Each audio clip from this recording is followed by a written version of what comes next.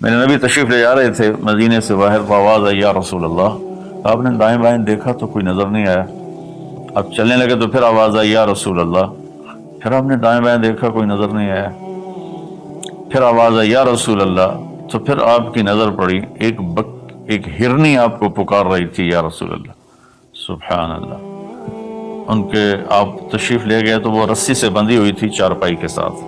کہنے لگے یا رسول اللہ، میرے چھوٹے چھوٹے بچے ہیں، وہ بھوک سے مر رہے ہوں گے، آپ مجھے چھوڑ دیں، میں ان کو دودھ پلا کے واپس آ جاؤں۔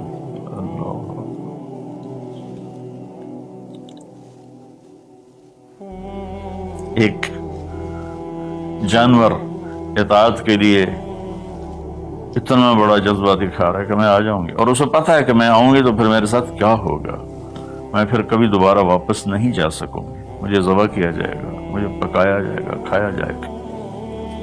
آپ نے فرمایا اب تو پرائی ہے، امانت ہے، میں تجھے کیسے چھوڑ دوں، اور اگر تو واپس نہ آئی تو پھر اس کی کیا گارنٹی؟ انہوں نے کہا یا رسول اللہ، اگر میں واپس نہ آؤں تو مجھے وہ عذاب ہو جو اللہ کے نافرمان بندوں کو ہوتا ہے، مجھے وہ عذاب ہو آخرت میں جہنم کا۔ تو آپ نے اس کی رسی کھول دی اور وہ توڑ لگا دی اس نے، اور آپ وہیں تشریف فرما ہو کے۔ دیر ہوتی چلی گئی تو آپ کی تشویش بڑھتی گئی۔ وہ جو مالک مکان تھے وہ بھی نہیں موجود تھے، کہیں باہر ہوں گے۔ کافی دیر کے بعد آپ نے دیکھا وہ پہاڑ کی چوٹی سے نیچے آ رہی تھی، اور بھاگتے بھاگتے بھاگتے میرے نبی کے قدموں میں آ کے سر رکھ دیا، یا رسول اللہ میں حاضر ہوں۔ ایک جانور اپنی جان دینے کے لیے تیار ہے نبی کی وجہ سے، ہم اپنے نبی کی ایک سنت پر تیار نہیں ہیں، اپنے نفس کی وجہ سے، اپنی ایگو کی وجہ سے، ماحول معاشرے کی وجہ سے۔ آپ نے اس کو پھر رسی سے باندھ دیا اور وہیں بیٹھ گئے۔ کچھ دیر کے بعد مالک آیا، اس نے دیکھا اللہ کے نبی کو، جیسے یہ ہمارے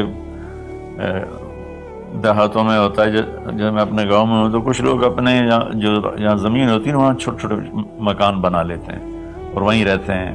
تو یہ صحابی بھی ایسے ہی تھے کہ انہوں نے مدینے سے باہر مکان بنایا ہوا تھا، بکریاں تھیں، ریوڑ تھے۔ تو اس نے حیرت کا اظہار کیا، یا رسول اللہ آپ یہاں کیسے تشریف لائے؟ کہا میں ایک درخواست کرنا چاہتا ہوں۔ تو ان کی یا رسول اللہ فرمائیے درخواست کا کیا مطلب؟ یہ ہرنی مجھے ہدیہ کر دو، مجھے دے دو۔ وہ حیران ہو کر کہنے لگا یا رسول اللہ آپ پر تو جان مال عزت آبرو اولاد ہر شے قربان ہے، یہ بکری کی کیا حیثیت، یہ ہرنے کی کیا حیثیت؟ آپ نے کہا بس مجھے یہی چاہیے۔ سبحان اللہ۔ تو آپ نے بکری کی ہرنے کی رسی کو کھولا، کہا الحقی بے اہلک، کہ ہرنی جاؤ اور اپنے بچوں سے مل جاؤ۔ اس نے ایک چھلانگ لگائی، الصدق ینجی والکذب یہلک، سچ نجات دیتا ہے، جھوٹ ہلاک کرتا ہے۔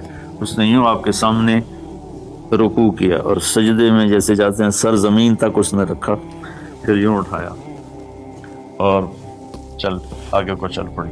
پھر تھوڑی دور گئی، پھر پیچھے مڑ کے آپ کو دیکھا، پھر آپ کے سامنے یوں سر جھکا، پھر یوں سر اوپر کیا، پھر چلی، پھر تھوڑی دیر کے بعد رک کر پیچھے مڑ کے آپ کو ایسے سجدہ شکر جیسے کہتے ہیں، جب تک وہ اللہ کے نبی کی آنکھوں سے غائب نہیں ہوئی، وہ اس طرح کرتے کرتے کرتے پہاڑوں میں غائب ہو گئی۔ ایک ہرنی اگر اتنا ایمان رکھتی ہے، نہ جاتی واپس تو کون ڈھونڈتا اسے؟ لیکن اس نے اپنی جان کا سودا کیا نبی کے بول پر، اور سچائی دکھائی تو اللہ نے سچائی کو کامیابی بنا کے دکھا دیا۔ الصدق ینجی والکذب یہلک، میرے نبی کا فرمان ہے سچ نجات دیتا ہے، جھوٹ ہلاک کرتا ہے۔ اور دوسری بات فرمائی حفظ امانت۔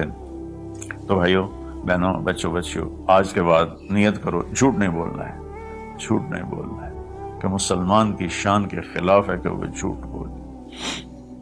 اتنی ہماری یہ عادت ہو جائے کہ ہماری بات کو سن کر اگلا فوراً مان جائے کہ یہ تو کبھی جھوٹ بولتا ہی نہیں، پھر آپ دیکھو اللہ آپ کی عزت کیسے کرائے گا۔ دوسرا فرمایا حفظ امانت۔ دیکھو میری امت زندگی میں امانت دار، امانت کی حفاظت کرنا، کیا مطلب؟ کسی کو دھوکہ نہ دینا، کسی کے ساتھ فراڈ نہ کرنا، کسی کے ساتھ دو نمبری نہ کرنا، ہائے ہائے، نہ کسی انسان کے ساتھ بطور انسان غیر مسلم، اور نہ کسی مسلمان کے ساتھ، کہ کسی مسلم غیر مسلم کو دھوکہ نہ دینا۔